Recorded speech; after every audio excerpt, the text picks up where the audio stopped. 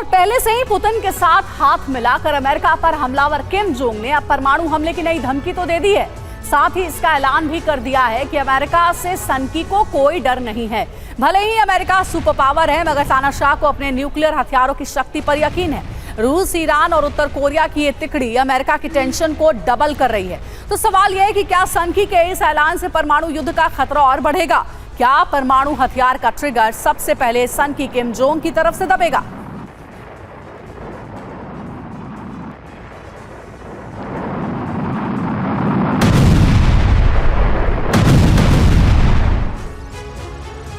और पहली बार ऐसा नहीं हो रहा है कि किम जोंग सुपर पावर से टकराया हो। किम का मौजूदा गुस्सा दक्षिण कोरिया में अमेरिकी B-52 बम वर्षक विमानों की तैनाती से है। हालांकि अमेरिका का ये बम वर्षक तैनात करने के पीछे का मकसद है उत्तर कोरिया पर प्रेशर बिल्डअप करना।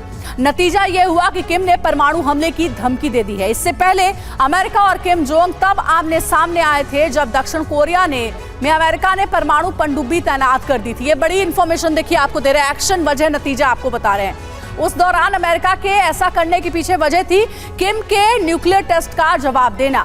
नतीजा यह हुआ कि उत्तर कोरिया अमेरिका के बीच टेंशन बढ़ गई। इससे पहले अमेरिका और दक्षिण कोरिया की परमाणु हथियार डील भी किम की आंखों में चुभी। इस डील का मकसद किम के बढ़ते खतरे के मुकाबले के लिए दक्षिण कोरिया को मजबूत बनाना था।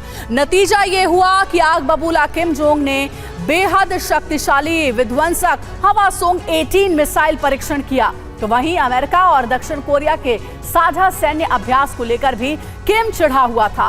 नॉर्थ कोरिया को सैन्य शक्ति दिखाने के मकसद से ये ड्रिल हुई, मगर किम इतना खफा हो गया कि उसने थर्मोन्यूक्लियर युद्ध की चेतावनी दे डाली। तो देखिए आपको अमेरिका और नॉर्थ कोरिया के बीच अभी तक कब टेंशन का माहौल रहा है, ये हम आपको ग्राफिक्स के जरिए समझा रहे थे। इस बीच एक और बड़ी खबर है, हमास के पास उत्तर कोरिया के हथियार, हमास के पास उत्तर कोरिया का F7 रॉकेट प्रोपेल्ड ग्रेनेड है।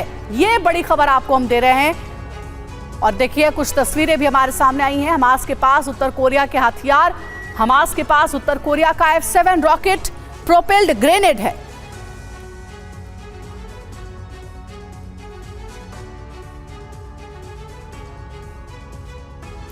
और अब हम आपको बताते हैं कि कैसे किम जोंग गाजा की जंग में एंट्री कर चुका है। हमास ने 7 अक्टूबर को इजराइल में दुनिया को सबसे खौफनाक मंजर दिखाया। ऐसा हमास इसलिए भी कर पाया क्योंकि हथियार देकर उसकी मदद की सनकी तानाशाह ने।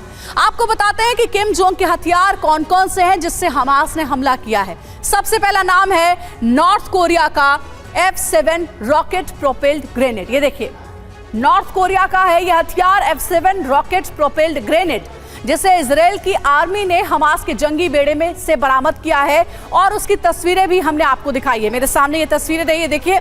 और इसके अलावा किम जोंग ने हमास को कुछ ऐसे दूसरे हथियार भी दिए हैं जो कंधे पर रखकर चलाए जाते हैं। आप देख सकते हैं उन हथियारों की तस्वीर भी। साथ ही साथ किम जोंग के एक और हथियार का जिक्र किया गया और ये नाम है टाइप 58 सेल्फ लोडिंग राइफल, जो एक तरह की असॉल्ट राइफल है। तो हमास के लड़ाकों के पास किम जोंग के हथियार मिले जो कि ये बताते हैं कि नॉर्थ कोरिया हमास की मदद कर रहा हथियारों के जरिए।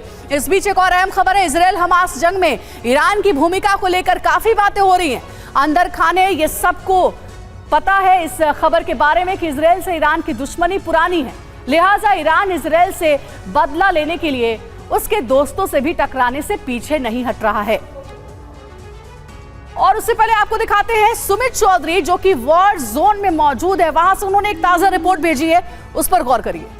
हम इस समय मौजूद हैं उस जगह पे जो आर्म्स एंड एम्युनिशन डिपो है, और ये इजराइल का वो एरिया है जो बहुत ज़्यादा संवेदनशील है, क्योंकि इसी एरिया में ना सिर्फ इजराइल ने अपने सैनिकों के आर्म्स एंड एम्युनिशन बल्कि वो भी आर्म्स एंड एम्युनिशन रखे हैं जो हमास से पाए गए। अगर आप ये जखीरा देख रहे हो, ये सिर्फ बताया जा रहा है कि 1% है हमास के पकड़े हुए चीज़ों का। और लेकिन सबसे चौंकाने वाली बात ये कि अगर आप इधर देखिए, मेरे कैमरा पर्सन आपको दिखाएं, तो ये है ईरान से मिले हुए वेपन्स, और ये कुछ ग्रेनेड्स या फिर रॉकेट बता रहे हैं कि ग्रेनेड्स हैं, हैंड ग्रेनेड्स हैं जिनका इस्तेमाल हमास ने किया है। देखिए अगर ये मोटास हैं, और ख़ास बात ये कि ये सारे वेपन जो है वो ईरान की तरफ से। लेकिन अगर आप पीछे और जाएंगे तो आपको नज़र आएगा कि ग्रे में अगर निशान आपको दिखा रहे हो वो वेपन्स हैं नॉर्थ कोरिया के। जी हाँ, कहा जा रहा है कि नॉर्थ कोरिया से भी कई वेपन्स आए जिसमें आरपीजीज के शेल सबसे ज़्यादा है। बाकी के ज़्यादातर शेल जो है वो ख़ास तौर पर हमास ने ही तैयार किए हैं। और अगर आप देखें, ये वो आरपीजीज है, ये वो चीज़ें हैं जो हमास अक्सर अपने लिए इस्तेमाल करता था। और अगर आप ये देख रहे हो तो ये आपको नज़र आएगा कि ये वो रॉकेट्स के शेल्स या दूसरी चीज़ें हैं जो इस समय हमास की तरफ से इस्तेमाल किए जा रहे थे। अगर आप देखें, ये ग्रेनेड है और इन्हीं ग्रेनेड के आसपास आपको आरपीजीज, दरअसल हमास की खुद की एक्सप्लोजिव फैक्ट्रीज हैं गाज़ा पट्टी में, जहां पर ये वेपन्स को तैयार करता था। लेकिन सबसे ज़्यादा चौंकाने के लिए इजरायली फोर्सेस के लिए था ये बड़े वेपन्स। ये देखिए, ये अगर आप वेपन्स देखिए, ये यहाँ पर अगर आप देखें तो आपको नजर आएगा एंटी टैंक माइंस हैं, जिसका इस्तेमाल बहुत सोफिस्टिकेटेड वेपन्स के तौर पर किया जाता है। अगर आप देखें निशान, अगर वो आप दिखाएं कि वो वेपन जो हैं वो मैग्नेटिक माइंस हैं, यानी वो माइंस हैं जो बहुत नए हैं।